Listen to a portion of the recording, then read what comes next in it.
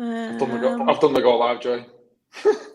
I can see that, but I just had a thing that there's been an error somewhere. Hang on. Right, okay. Instagram is with us. That's what I needed. So, hello everybody. Good evening and welcome to another live topic chat from Go Mortgage. And tonight we have Chris down there somewhere. And tonight we have a new face. As every week we're going to have new specialists on. And this evening we have Lee Price. Now, Lee Price is a later life and lending advisor. So, Lee, I'm going to open it up to you and tell us a little bit about what it is that you do and what it entails. Okay, hi Joy. Hi Chris. Later life lending basically is looking at lending for people predominantly over age 55, where the lending either starts in retirement or goes into retirement. So once upon a time, back in the day, when I felt young, mortgages ran up till somebody was age 60 or 65 and the mortgage ended. And what they realised there was a need for, there was people who were asset rich and cash poor. So they didn't have a lot of money coming in, but they had an asset at the house and they wanted to access some of that value. And so there was a product born called equity release about 25 years ago, something like that. Now, they weren't particularly fair products in their infancy. And as years have gone on, they've developed, there's been more competition and with more flexible terms.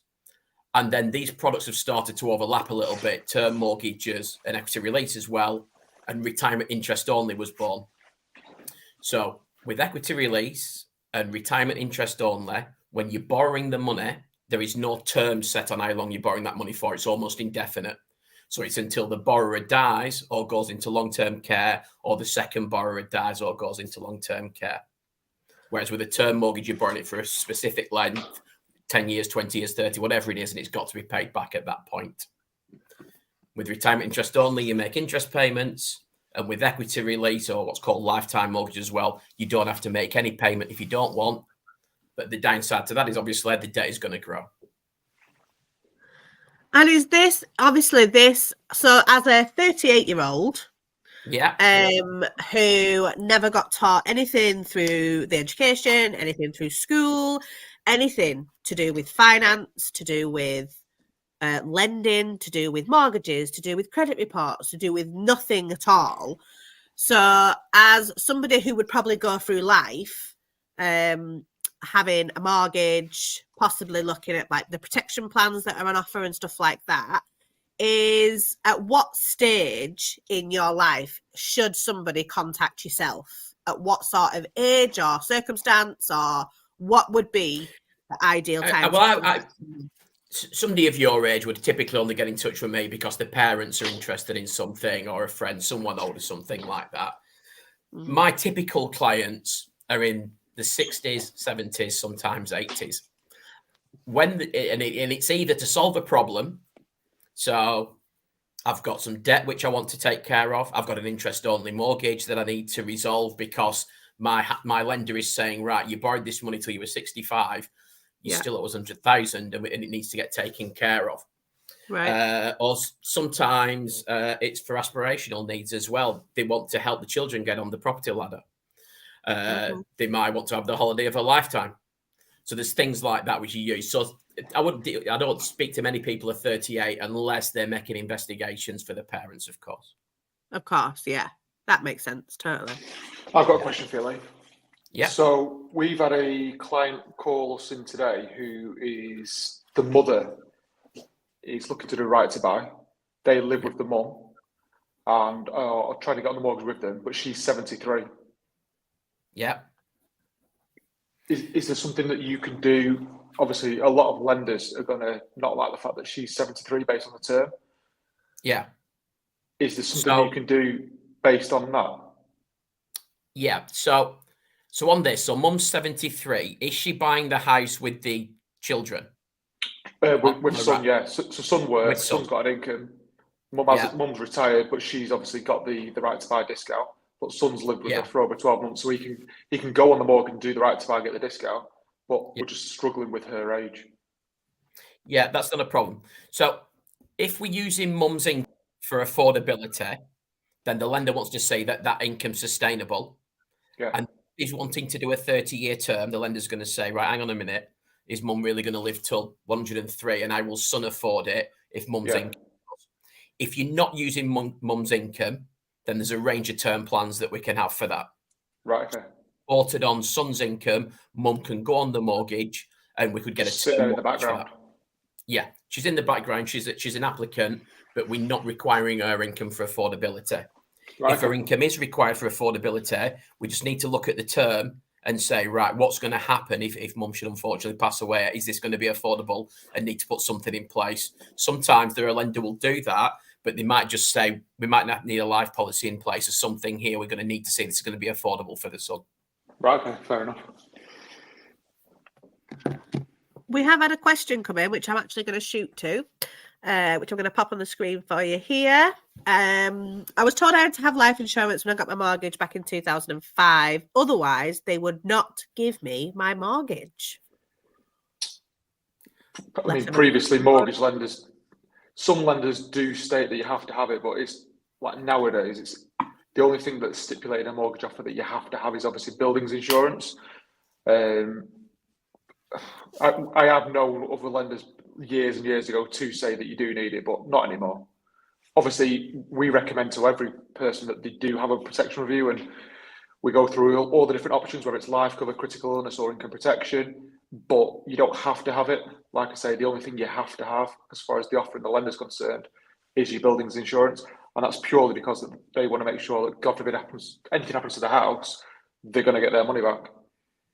Yeah. They're not really bothered about the people. They know if there's a buildings policy and their money's secure, they're going to get the property, or the money back on the property, should I say. Perfect. So that's the end of that one. That is the end of that one. Chat amongst yourself, boys. I'm just updating Instagram to making sure that everyone knows who's who and what we're chatting about. Chris, shall we have a look at the pros and cons of either a term mortgage or retirement interest only and equity release? Yeah, definitely. Let me do that If for you want to share that screen that I brought up earlier on. Perfect. So a term mortgage, I mean, a term mortgage is what most people, you know, if you're 25 and you want to buy a house, you've gone into your building society and said, oh, you've seen a broker, more importantly, I want to get a mortgage. That's a term mortgage. You've borrowed money for a specific term. But term mortgages are available to now for people who are going beyond retirement, as long as they can show the affordability, obviously. They're borrowing it for a specific length of time. So with a term mortgage, you've got to make mandatory payments. So whether that's interest only or you're making repayments, you are going to be scored on that as well, because it's a credit commitment. It's a contractual obligation to make payments. So they're going to look at affordability and they're going to look at your credit score.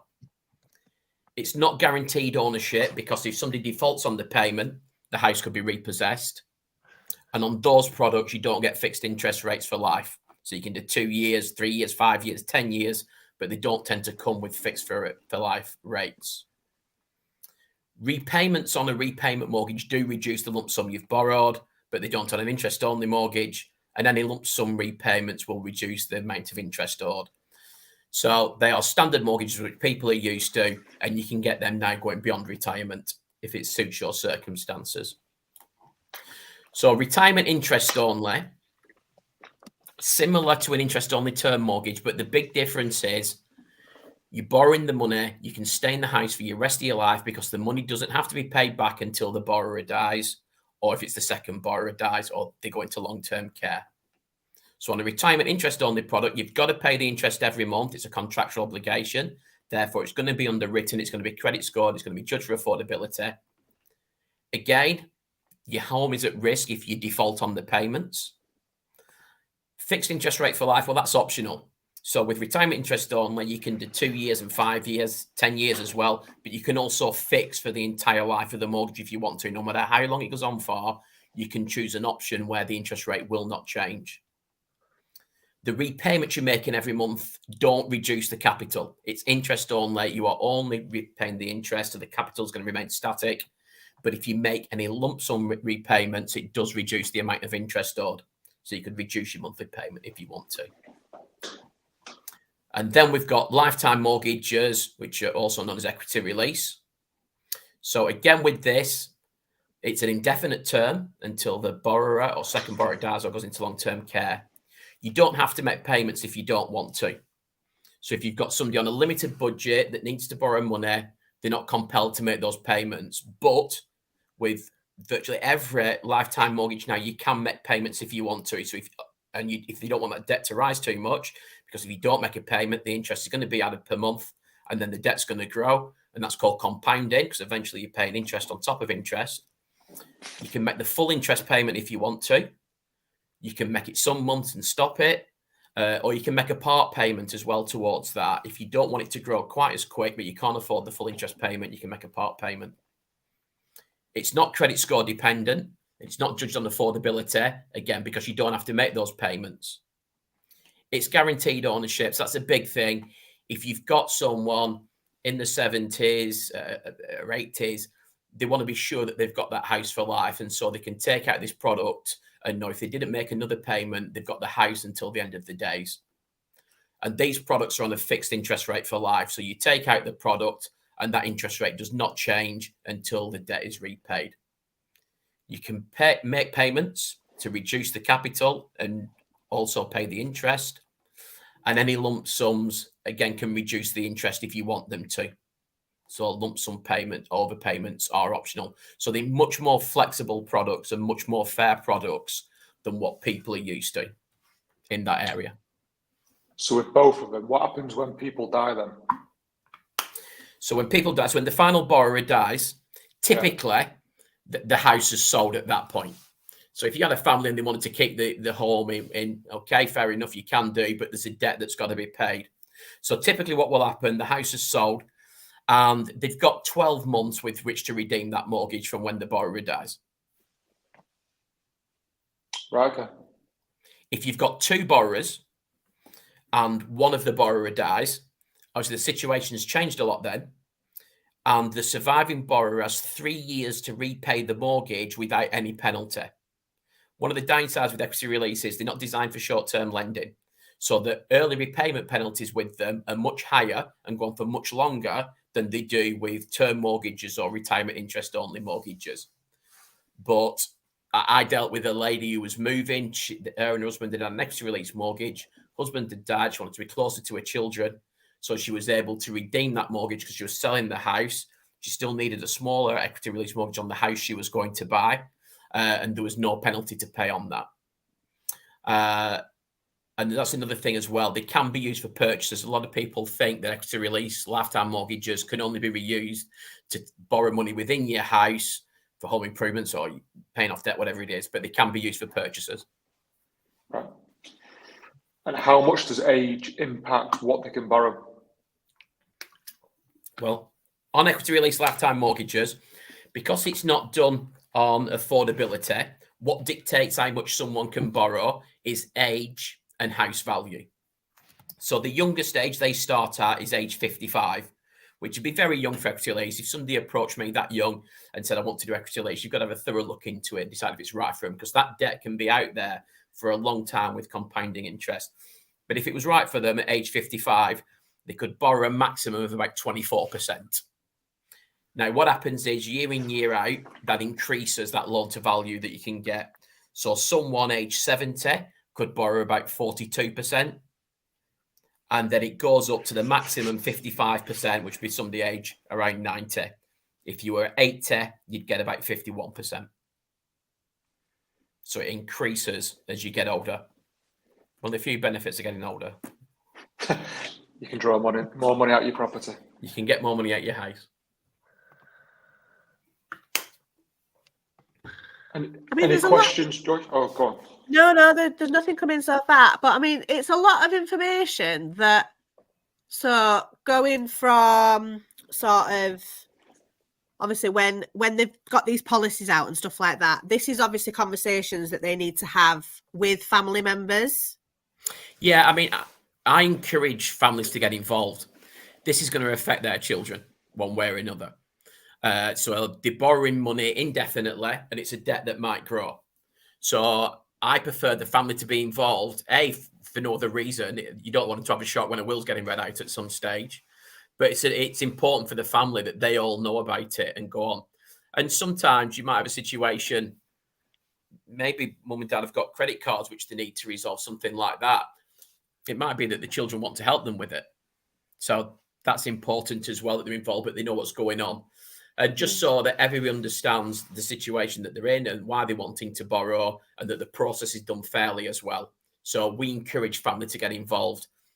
A lot of people say, no, sometimes they've told the children they're doing it, and they've said, yeah, we support it, do whatever you want to do. Sometimes the children will have a chat with me. Sometimes certain circumstances, they'll say, no, I'll tell them in due course. I want to get it sorted out myself, and I'll tell them in due course. But I do encourage them at the start of it. If you've got children, if you've got dependents, let's get them involved in this process. Yeah. So if anyone is just tuning in or anything like that, we are live with Lee Price. He's that side of me. From Later Life. He's a Later Life and Lending Advisor, which is a topic that I didn't know a lot about. So writing a few notes down here to have a chat with the old parents after we finish. And also Chris is here as well. And Chris is here to answer any questions, mortgage related, remortgages, rates, credit reports, how a broker can help you if you're a first time buyer, got any questions about buy-to-lets, anything, you're up for your remortgages coming up, and anything at all, we will happily try and answer those questions for you as much as we can. I'm just going to check over on Instagram. We don't get the Instagram feed through where we're actually going for live, but we had one comment on there that says, thanks guys, this is really informative. Going to have a chat with the parents tomorrow. There we go. See, if somebody even starts a conversation, surely that's helping someone. Well, it might be that, the parents have said, I want to go away, I want to do this, I need a new car. I mean, one lady that I dealt with over in Bury Way, in Lancashire, she was about, I don't know, 72. It's about a year ago. And she was still working at Marks and Spencer's. She enjoyed a job, but she didn't have much cash in the bank. And the son was just encouraging her, saying, your car's falling to pieces. You need a bit doing on the house. Will you please borrow some money? And her house was worth about $350. She ended up taking about 30 or 40 with her son's encouragement, because he wanted to have a better quality of life. And when he looked at the figures, he knew there was going to be plenty of inheritance eventually, and he'd rather she had a better quality of life now. I think that's the big thing. I was just, a lot of people, they spend all their life trying to get the mortgage paid off.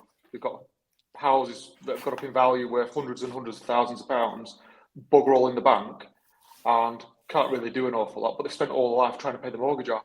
So like you just said there, having a bit of money in the bank to be able to do a few things, I think that's massive, because what's the point in spending all your life paying your mortgage off and then having no life when you're actually retired and you've got all the time to actually be able to do stuff?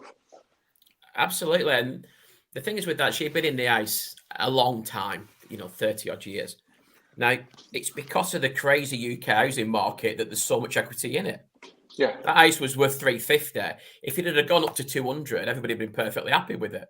But there's a lot more equity in because of the UK housing market. So they wanted to utilise that. I don't think people should be reckless in the borrowing, because it is a debt that grows. But if there's a need for it, it's a great product for people. And very often they're surprised at how flexible and reasonable the products are. So I'm quoting on rates recently. I did one the other day. I think it was 5.6% fixed for life on an equity release.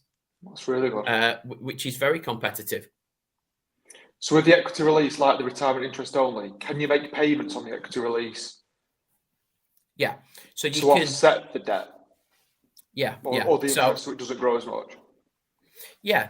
So at the start of it, I'll show them what impact that can have. So we'll say, right, you can only give an estimated cost of borrowing because, put bluntly, you don't know when someone's going to die. Yeah. So you will say, right, here's the mortgage money that you're borrowing. This is the interest rate. And this is where the debt will be in, say, 15 years or 18 years. But then we also show them, if you wanted to keep that debt debt static, this is the interest payment. But sometimes they just want to make a small contribution to it so the debt doesn't rise as fast. And that can have a big impact. I've got another slide, actually. I'll just go on and open that up. Give me 2 secs. I'm not quite as tech savvy as Joy. Oh, not really. Oh, believe me, I'm still testing and trying things. Whilst Lee's finding his image that he wants to share, if anyone does have any questions, please do comment in the box below. It can be anything mortgage related. If there's nothing in regards to what Lee is discussing, don't feel like you can't comment as well. Chris will get round and answer those comments as well. But if you do have a question, maybe about your parents' situation or your grandparents' situation or something where somebody could possibly have some options available to them, it's worth an ask. It's worth it, ask Lee. He's here to help anyone with anything, with any questions they might have in regards to later life, and what he can do for you. So definitely there is some questions in the mortgage hints and tips group, but they aren't coming through. Okay, I'll have a look on there then. Do you want me to share your screen, Lee? Yeah, if you just share that, and I'll just show you the impact that payments can make against a mortgage. Let me do that. Okay. So this is, by the way, is not an actual quotation. It's just one I mocked up today. So if somebody was borrowing £75,000 and the rate was 6%, and what I'm going to look at is they're going to make an optional payment of £200. Okay. So we'll not look at equity remaining. We'll just concentrate on this side. So initially they borrow £75,000. So without a payment being made, with the interest compounding, so the interest is getting added on every month. And then, as I say, it's important to recognize that you're going to pay interest on interest. After 10 years, the debt will have gone to 136,455. That's 75,000 with a 6% interest rate compounding, 0 payments made. If they contribute £200 to it, or a family member contributes £200 to it if they wanted to, after 10 years, that debt has risen to 99,000. So it makes a huge difference on how that debt is growing through making a relatively small payment. And that moves on as well. So if we go down to, say, year 15, by making that £200 a month payment, instead of the debt compounding and growing to 184, the debt is 125. So it's either leaving more money in the property for care needs or for their inheritance, whatever it is. Go on, Chris, you're going to say something, sorry. Just a massive difference, isn't it? Oh, it's enormous. The minimum payment a lender will typically accept is £50 a month on that. And it's usually capped out. The overpayments are usually 10% of the original amount you borrowed can be overpaid, which is ample for most people. They can switch it on and switch it off. I mean, that's the thing. If they if they start paying £200 a month, if for whatever reason that becomes too much, they can stop paying it, or they can take a couple of months off if they want to, whatever. It's very, very flexible. In my experience, people won't, though, do it here and there. They either start it and stick with it, or they don't tend to bother. Yeah. But it does make a huge amount of difference. Do you find that it's the people that have got family members that will make the overpayments, whereas people who have got nobody to leave anything to are the ones that just won't bother and just let it compound? I think it's the people who can. They don't want to be contractually obliged to it via a term mortgage or retirement interest only. They don't want to have it that they've got to make that payment. But some of them, they usually concentrated and say, I do want to leave something for the children. I want to make sure they have something. And this is the most effective way to do that. There are some lenders as well still out there. Some of them withdrew this facility, but there's a couple still doing it, where you can ring fence part of the property's value. So you could you'd be saying, right, I want to get X amount of pounds to do whatever it is, but I want to make sure, as for instance, say 20% of the house's value is definitely going to go to my children. So they can ring fence that. Now, it does affect how much they can borrow. It reduces it, and it can put up the interest rate as well. But if that's their priority and they want to insure it, it's something you can do. Good. Perfect. Okay. I've found some comments that, like you said, Chris, haven't come through. It's starting to come through now, actually. Oh, are they? Okay. I'm posting some, though. That's some, obviously, if they say go mortgage, they come from me. Right, so we've actually got one here, which I'm going to pop on the screen for us. Quick question. I'm older than my husband. I'm 54 and he's 43. So I'm wondering if my age will impact on our potential mortgage term. We're looking to buy our own home this year. Will the mortgage need to be paid off by the time I retire, 67, or doesn't it matter? Hope that makes sense. That does make sense. Yeah. It all depends on the affordability. If you're going to borrow until you're 75, but intend to retire at 68, then there's a 7-year gap where we need to have a look at what's your pension income, what are you going to do at this point. So there are lenders who will lend past 70 on a term mortgage and go up to 75 based on certain employment types. Is it feasible? I suspect she's not a plasterer, but if she is, I don't think she's going to be working past 70. If she's a bank teller, she might be. So it needs to, does it fit right for the lender? So it's wouldn't necessarily impact on them, but they need to get some right advice on the correct mortgage. And how is it going to be affordable if she wants to go past this lady's retirement age? Yeah, some lenders actually go to 80. So, yeah, like I say, it's got to be, the underwriter's got to look at it. And like Lee said, if you're a builder lugging bricks around, realistically, are you going to be able to work to your 75? Probably not. If you're like in an office admin role, a lot more people now are working past retirement age because a lot of people need to. So yeah, it is normal for people to go. I mean, she might be retirement. a teacher who's retiring at 68. Great. Well, what pension will you have? And then if it's going to show that it's affordable, they'll run the mortgage past retirement age, what you intend to retirement at. So it's all going to be, does this fit together? And is it going to remain affordable so somebody's not at risk of losing the home? Yeah. Okie doke, thank you very much. Hope that answered your question. We've got another one, which is, has the recession made an impact on borrowing, house prices, etc.? This is from the Mortgage Hints and Tips page, but I'm posting them to the group, so bear with. We're in a recession, are we? All right. Is that because recession? I read. Is that because the newspapers and the TV say we're in a recession? It's just a lot of bollocks, isn't it? I mean, we're busier than we've ever been. We're doing more mortgages than we've ever been. So from our point of view, has it had an impact? No. House prices are going up. So if you read some media, it'll all be doom and gloom. House prices are going to go down. Well, they're not going down either. So from our point of view, we're as busy as we've ever been. I don't know about you, Lee. Yeah, I'm very busy. I think the thing is as well, there's regional variances. So the media is predominantly based in London. So they're more obsessed with the southeastern London, which had accelerated growth for a long time that was probably unsustainable. Yeah. But where I am, I'm not seeing house prices falling really. And it's quite a busy market.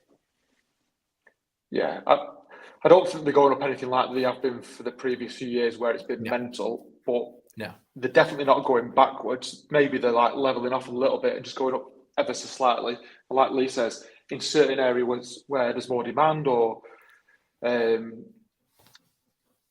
what's the word I'm looking for? Well, not just demand, like where people want to live, then house prices are going to go up more because there's more demand. People want to live in certain areas.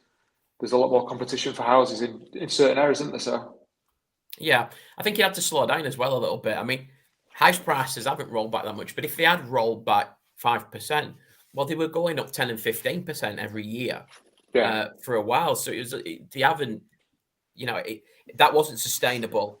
And I was working in the market 2 or 3 years ago where people were having to offer on houses before they were seen them because it was always going over the asking price. And it was a crazy, silly market. And people, I don't think, were making informed choices that they should be about buying a house where they can take the time and think about it. They would genuinely look at a pair of jeans longer before buying somewhere.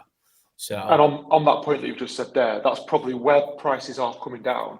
It's where in those times people were putting the house prices on 20, 30, 40 grand more than they were worth, and people were paying it because there was so much demand. They're the properties that are probably coming down back to where they should be anyway, based on the fact that we were overinflated in the first place. Do you think, in regards to the media and a recession, do you feel that people initially just go, oh my God, panic, and then you get inundated with inquiries that way? Or do you think that people take on the information, believe that that is the only information that is correct, and that is what they should be doing? So Yeah, I think it definitely slows things down because people are worried about what's going to happen. Are the rates going to go up? Are house prices going to come down? And I think that fear slows everything down, which is probably it's probably coming from the government or somewhere bigger where we need to slow everything down. Let's do this. Say there's a recession coming when there isn't. Because as soon as there's talks of recession and stuff, everything does slow down because everyone's worried about what is going to happen. Let's give it a few months and wait and see what happens. Towards the back end of last year, that's exactly where we were. So yeah, I definitely think that is the case, Joe. Okay, I see a lot. I think people read a headline as well. Sorry, Joe. Yeah. No, I was just saying, there's been a lot of comments recently on our platforms that I'm replying to and things of a lot of people are going, seeing on the news about the recession. Is the recession going to affect my rates? Are my rates going to be going up because we're in a recession? And like you said, are we in a recession?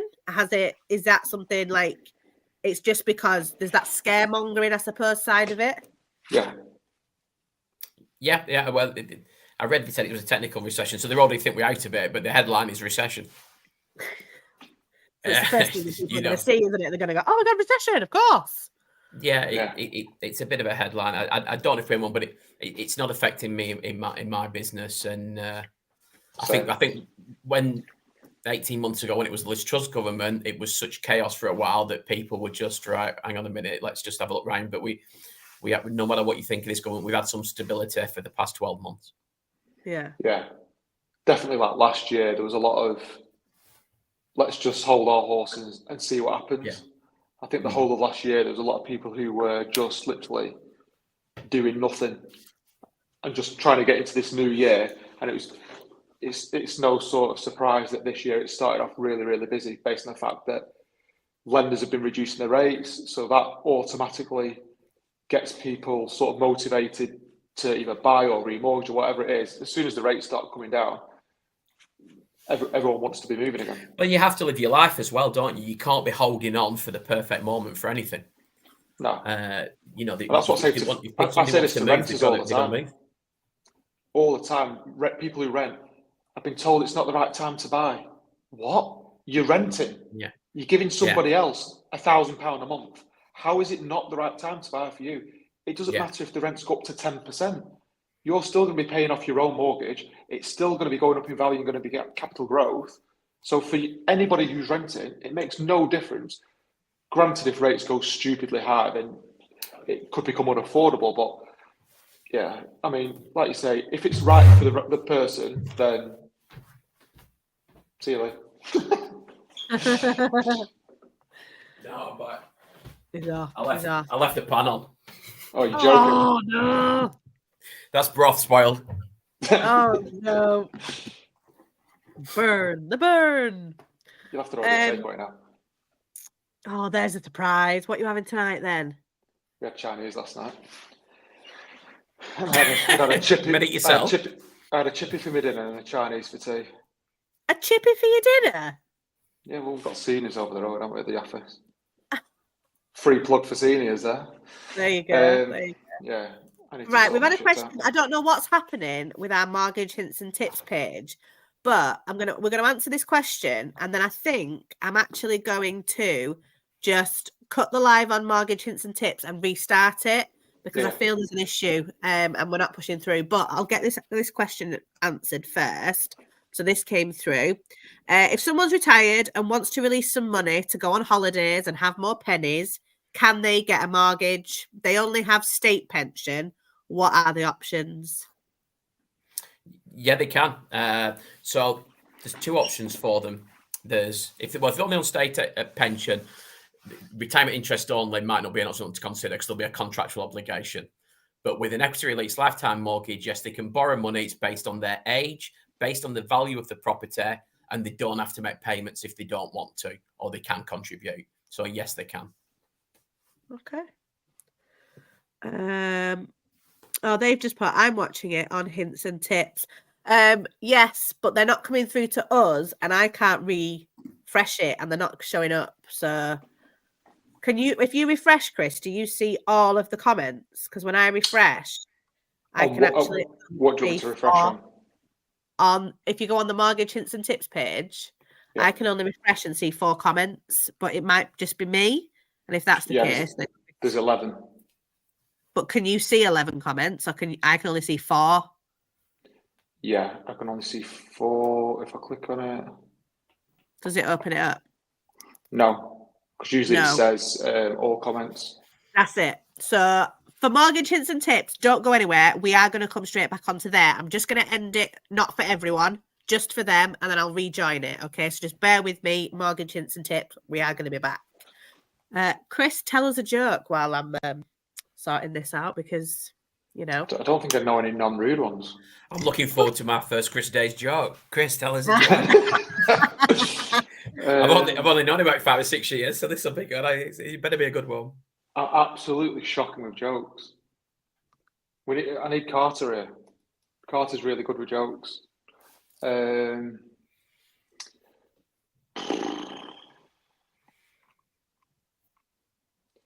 Why was Cinderella so bad at soccer? Nervous. One shoe on. She kept running away from the ball. Okay. Pantomime. I feel that screams dad joke, but okay. And I'm gonna guess. Are you Googling jokes? Yeah. Oh, I feel like I know you so well now. Okay, so I have rejoined mortgage hints and tips. I'm just going to refresh there and make sure that they are with us. In the meantime, we have a question.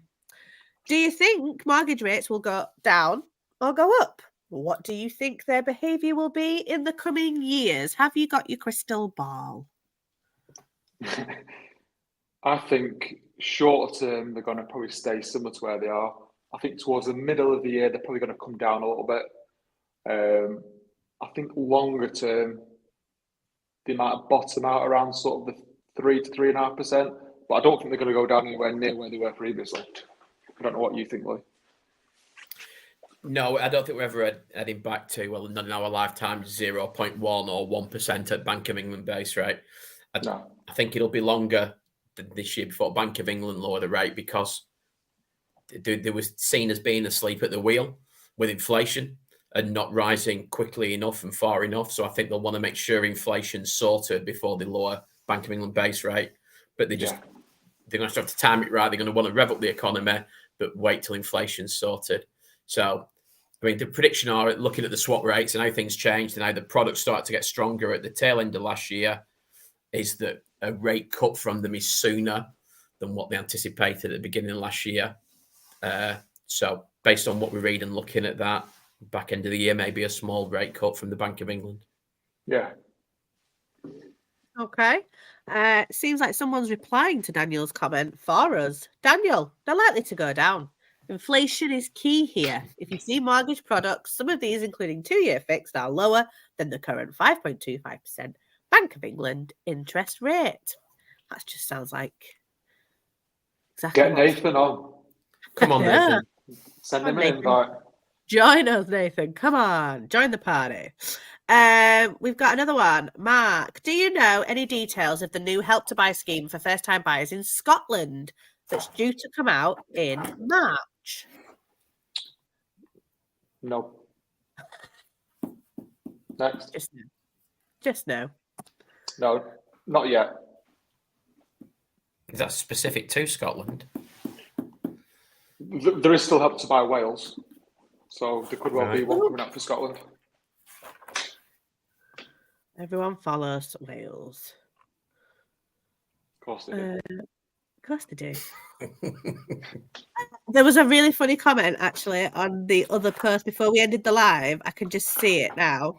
It still says there were 13 comments on there, but I don't see it. And Claire Steed put, when we were talking about what you've had for your lunch, Chris, because of this, for your dinner, someone's put, for your dinner, do you mean your lunch?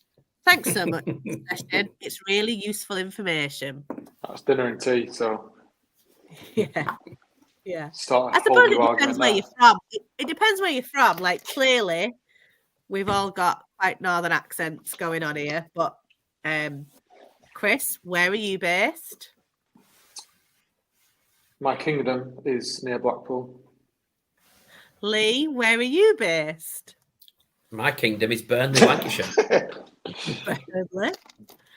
Perfect. So I suppose it depends where you're all from in regards to two great football teams. Yeah, really, really smashing the weight this year. But if you really want to liven the debate up, what's a tea cake, what's a cob, and what's a roll? Obviously, always guaranteed to ensure some debate. Do you mean a Well, pancake? No, absolutely not. When I used to go into Oh, here we go. Chippy, we used to ask for a chip muffin. Chippy. Into the Chippy, and I'd ask for a chip muffin, and then I moved to Nottingham, and I asked chip for a bar. chip muffin, and they literally gave me chips and a chocolate chip muffin. I was like, no, absolutely not. What the heck is that? And yeah, muffin. it's a chip. It was a chip muffin, and it even said it on the menu and everything. It was a chip muffin. Yeah, clearly backwards. We were not back. It was definitely a chip muffin, though. Anyway, off the chip muffin chat, I'm just going to refresh a couple of these feeds because I feel that when Chris got happy pressing his go live button, that I feel it may have caused a little bit of a traffic on one of these feeds, and I'm just trying to figure out which one. So if anyone does have any questions, please feel free to put them in the chat box. I'm going to be checking the feeds individually because it seems like they're not pushing through just to us here. So I will have my windows open so I can check.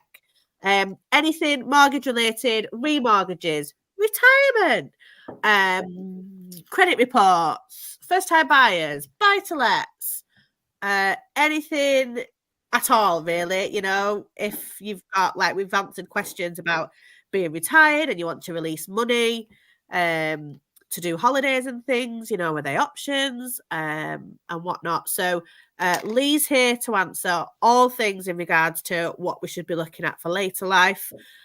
Chris is here, mortgage broker for Go Mortgage, and he will answer all things mortgage related, clearly with the name of the company.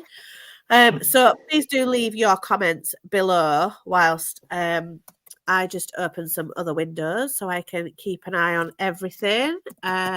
Chris, have you got anything that you'd like to add? I was obviously with having Leon. I was just going to say, is there anything else, sort of equity release or retirement interest only, that we need to know, Lee? Or yeah, well, one thing there is a change, as I say, when equity release started off, there were basically just two types of products. There were term mortgages and equity release. And then 4 or 5 years ago, retirement interest only came out, which was a hybrid of those two products. So it took the no term from equity release and the interest only element from term mortgages and put them together.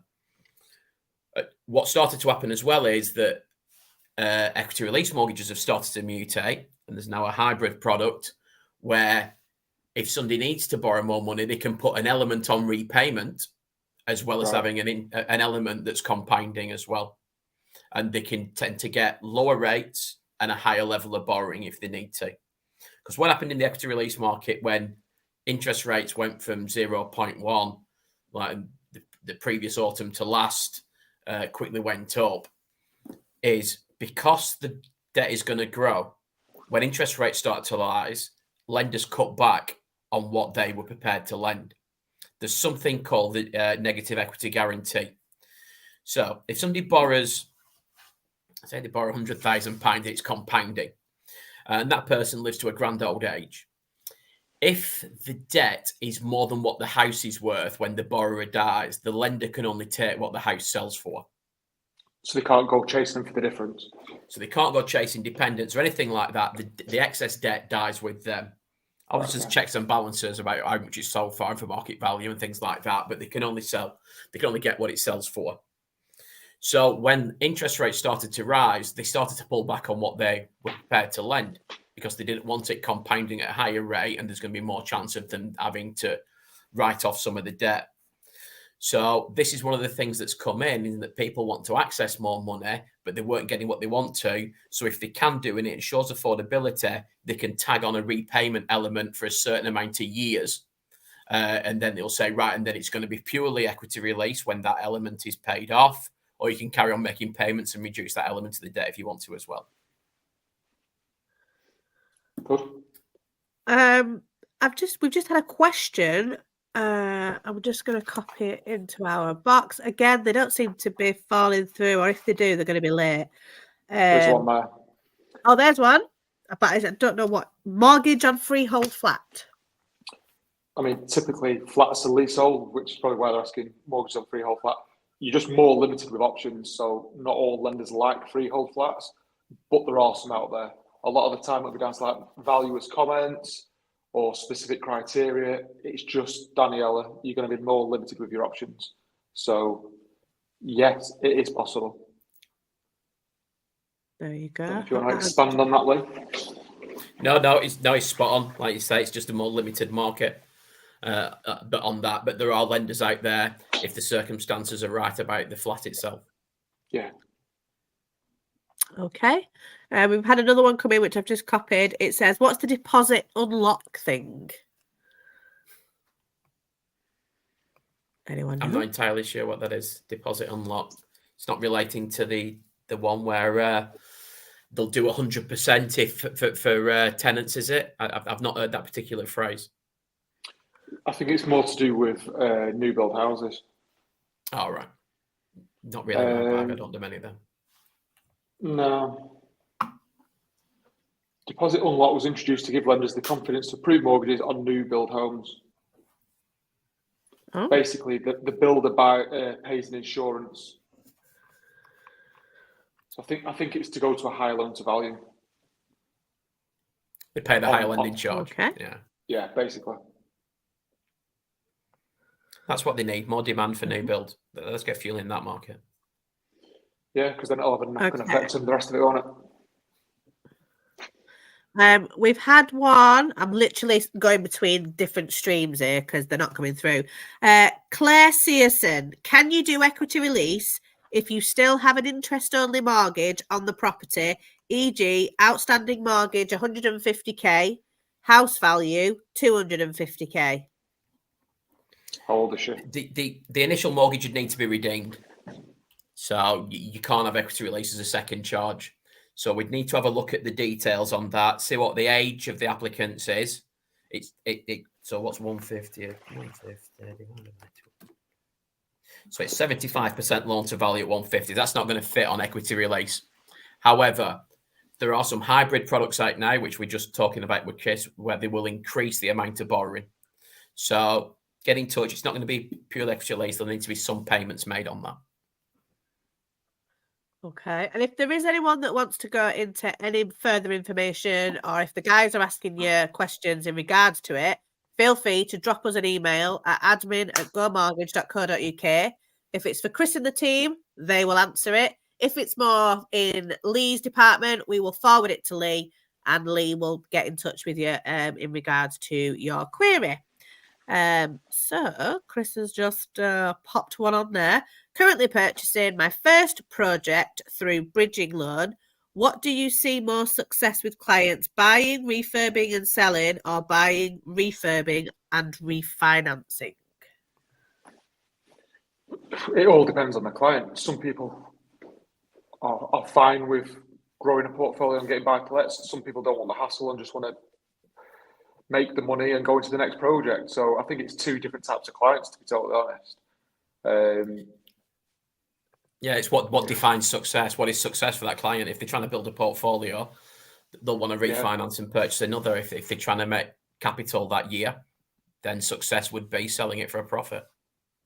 Yeah, we get lots of people who are doing the buying, refinancing and selling, and their aim is to create an income for themselves and to build up a pot so they don't need to bridge in the future. So once obviously they get to the stage where they've got enough money to not bridge, that's success for them. Another person might want 10 buy-to-lets, and once they've got to that, that might be success for them. So yeah, I think it's two totally different things. Okay. Any more questions, Joyful? I can't see any at the moment.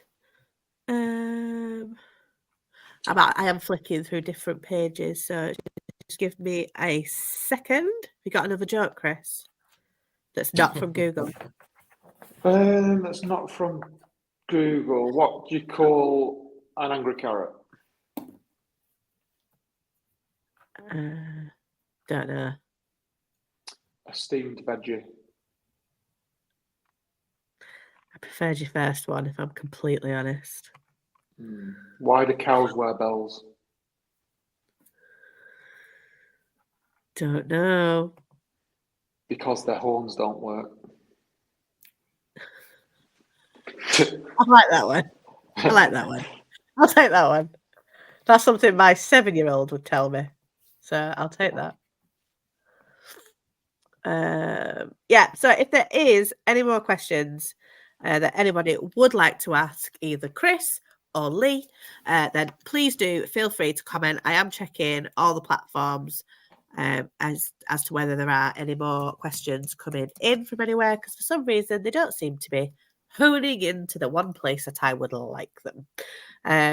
But please do feel free to drop a comment, drop a question, mortgage advice, credit report, your first time Stuff on buyer. there. Oh, Advice for first time buyers. Look at that.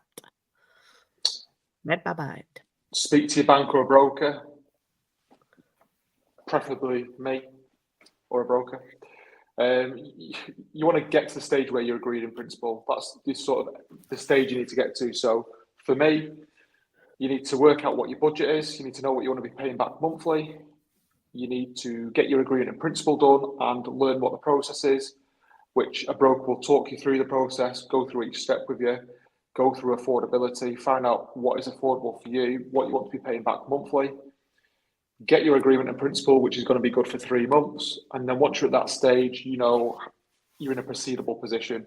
A DIP isn't a guarantee of a mortgage. It's just the lender saying, yep, we're happy to go to full application, subject to full underwriting and valuation.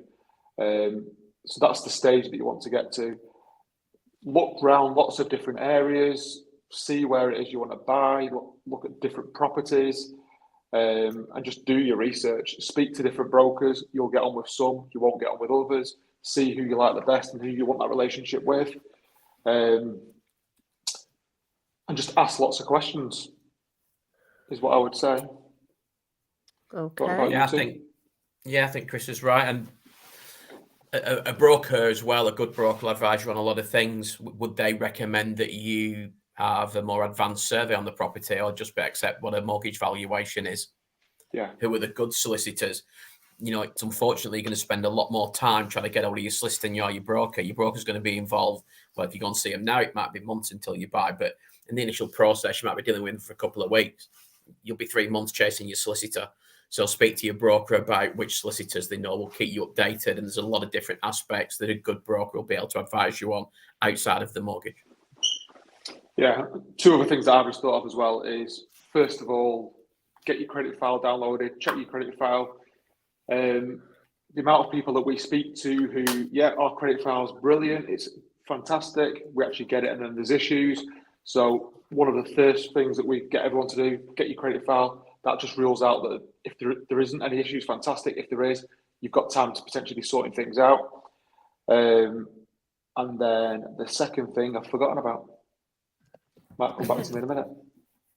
I'm just going to pop it on the screen, which is the only place that you would take a credit report from. Yeah. Which is Check My File. Report. Yeah, I mean, I was speaking to the Halifax BDM the other day, and I didn't even realise Halifax now check all 3 agencies. So in the past, they were always Equifax. They'll do, I think it's Experian, soft search at DIP, and then when it goes to full application, they are now checking Equifax and TransUnion. So they're checking all 3 agencies. The majority of lenders now will be doing checks with more than one. So if you're just looking at Experian, and I use it all the time now. I had a friend of mine I went to college with last week, just looks at Experian, 999. We were having an issue with his mortgage, it got declined. I said, mate, you need to download Check My File. Sent it me over, 400 and odd.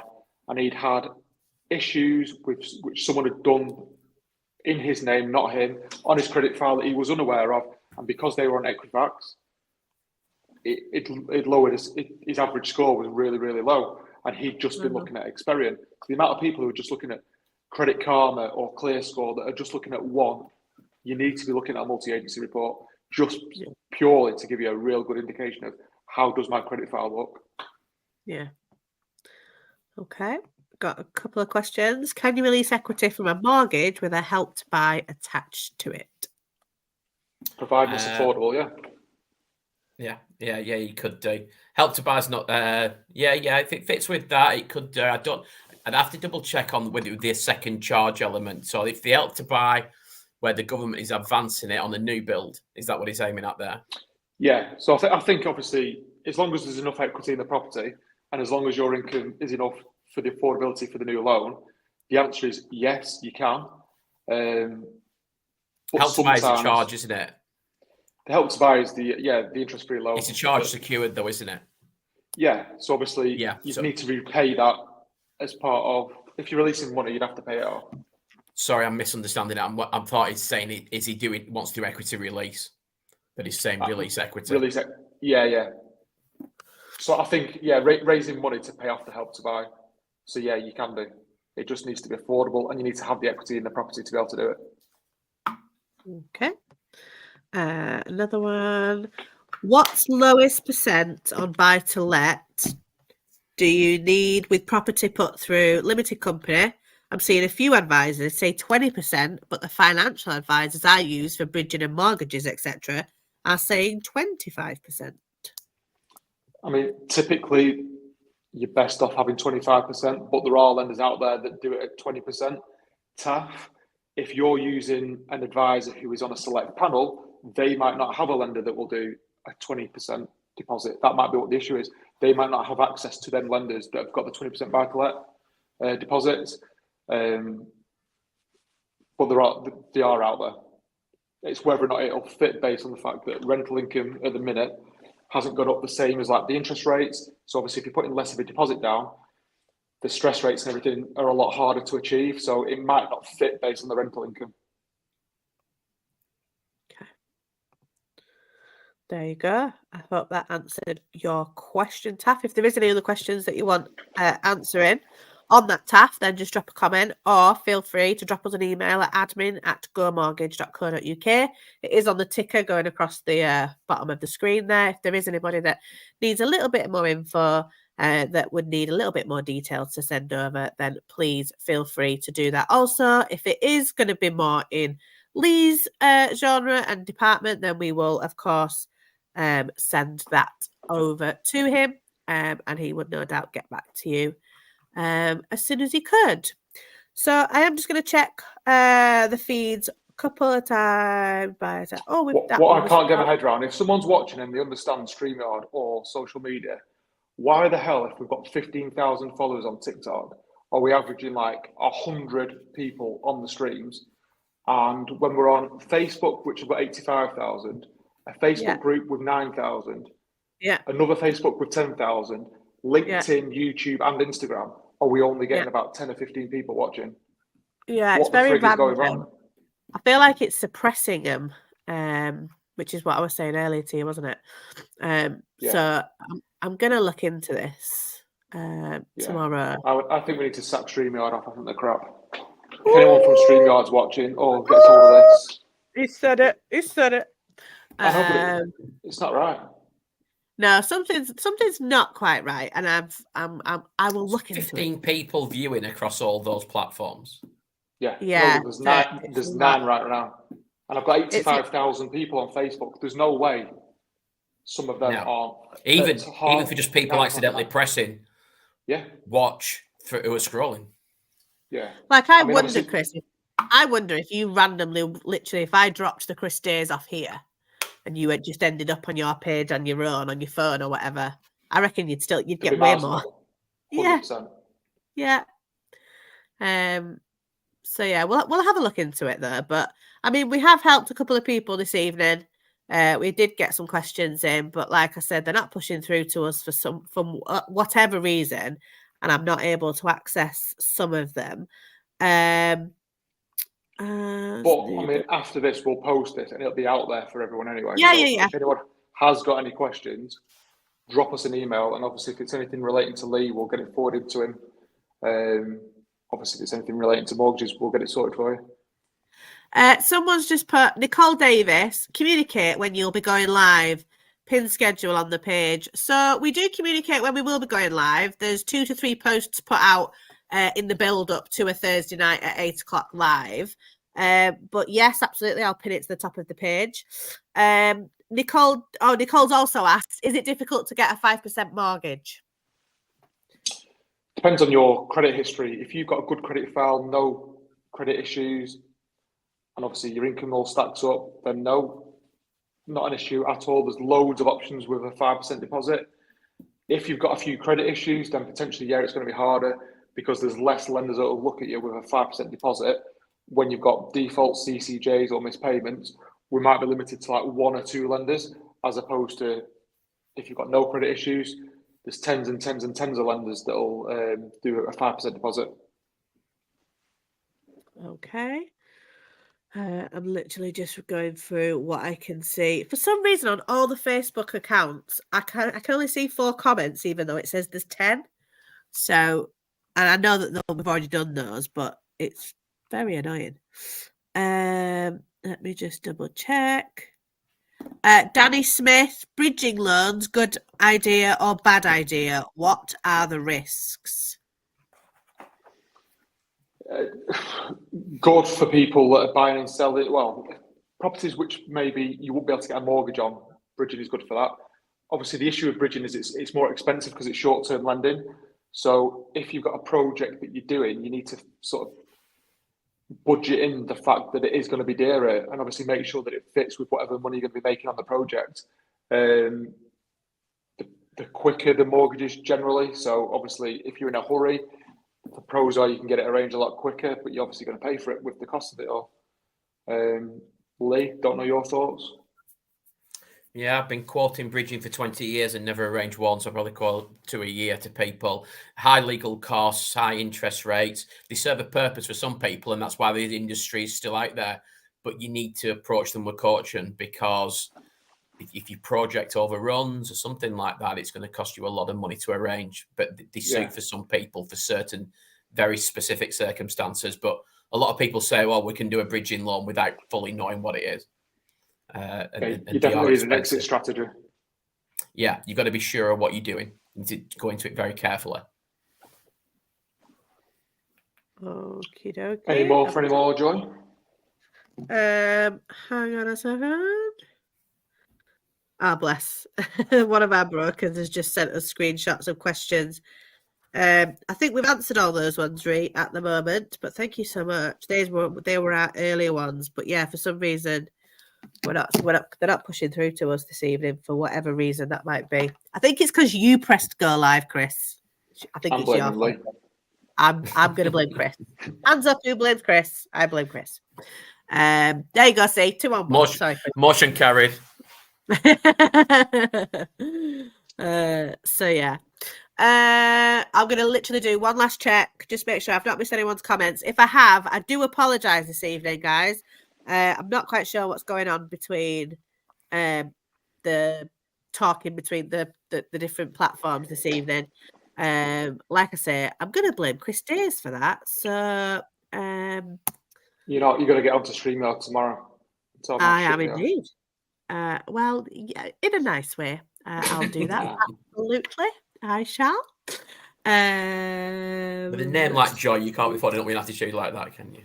No, I can't be grumpy, and I can't be doing anything that's not full of joyful tones. So, yeah. A lot of pressure on you, weren't you, when you were named? Yes, definitely. Yeah, I don't think there's any more questions that have come in. And if there are, like I said, I really do apologise, but for some reason, the technical world of social media platforms are not talking to us this evening, which I will get on top of. But is there anything you guys want to end on? Anything you want to say? Or are you all done? Just find an alternative to this sack of shit we're using, please. I've never heard of StreamYard before this week. I don't think I'll be hearing it again. No. Well, we'll No, see. They've been around a long time. This is it. StreamYard. We've only been using it a few weeks, and it's fantastic aesthetically with what it does. I mean, it looks fantastic, but like I say, we're going on live 2 or 3 times a day on TikTok now, and we're averaging probably. And you're using TikTok directly live. You're just going straight into TikTok. Yeah, just on the platform. We're averaging 50 to 100 odd people every time throughout the whole, just on that one platform. You think the other platforms try to push back on StreamYard? Do they want you to go direct onto them? 100%. Yeah, I think it's suppressing the reach that we're getting out to and things like that. I mean, we post to all our platforms when we're live, who we've got on. It's Thursday at 8 every week, and then we've got the pictures, the posts that go out. I put them on stories. So yeah, there's something definitely not quite right. But if we weren't using this platform, StreamYard, we'd need 6 phones. Yeah. And we won't be able to invite people on. It'd just be 6 phones on me, so something's not right. There must be a way of doing it. There must be a way of. We need some help from somebody who's a guru with this sort of stuff. With StreamYard. Nah. We'll fix it. We'll get it on. But I think if you've got nothing else to add, gentlemen, I think we can call it an evening. But thank you very much to Lee. Yes, thank you very Lee. much for asking me on. And I'll be happy to attend again. 100%. Yeah, if anybody does want to get in touch with Lee, feel free to drop us an email. We'll happily pass you through to him. And what do you want to just say what your name is on your social media platforms if they want to find you that way, Lee? Yeah, my business name is Acorn Mortgages and Later Life Lending. Lots of reviews on Facebook. Got a website. That's about it, really. I don't really. I'll go on many other platforms. I don't go on TikTok or anything like that. So I'll get in touch with StreamYard about how I utilise that and get across different platforms. Don't bother. Don't bother. Yeah, no. TikTok's Chris's favourite platform right now, I think, isn't it, Chris? No, my favourite is Facebook. I do like TikTok, but Facebook's my baby. Only because you've got more followers on there. Yeah. Yeah, you like 84,000 people looking at your little face. That fat, big face, yeah. I didn't say that. You did.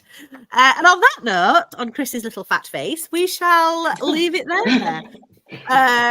Thank you very much for joining. I'm very sorry about the little technical difficulties we had this evening. We will get those ironed out for next week for sure.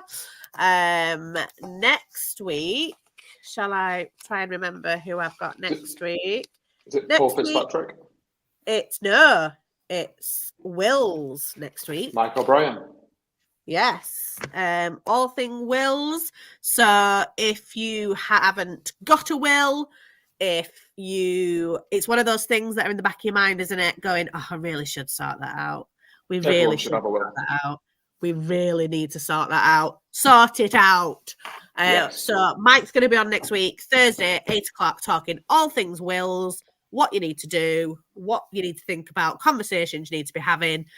So I'm actually looking forward to that. Because obviously it's quite a dark subject that you end up talking about, isn't it? About who's doing what with what and when that inevitable happens. So it's but it's an important one. Like you said, Chris, there's a lot of people you speak to who haven't got one.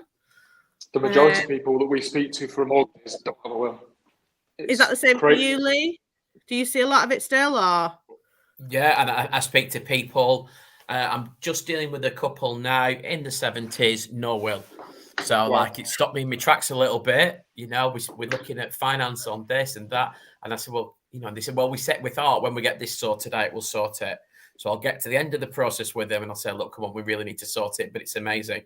But what you were just saying then, Joy, when earlier on at the start of this, you were saying, when do people start looking at these sorts of mortgages? Because did you say you were 38? 38, yeah. Well, a will is something that people think is for the end of your life, but it's not. If you've got kids, if you've got any responsibility, anything, you should have a will in place, and it doesn't cost very much neither. Yeah. For the care of your children as well. What would you want? It's not just about the finances. So it's a subject that I brush up across quite a bit. So it is very important. Cool. Okay. Well, thank you very much, gentlemen. And thank you for those of you that have managed to watch and join in this evening. But from all of us, we shall bid you good night and see you next time. Thank you, Lee. Thank you, Chris. Thank you very much. Take care. Bye-bye.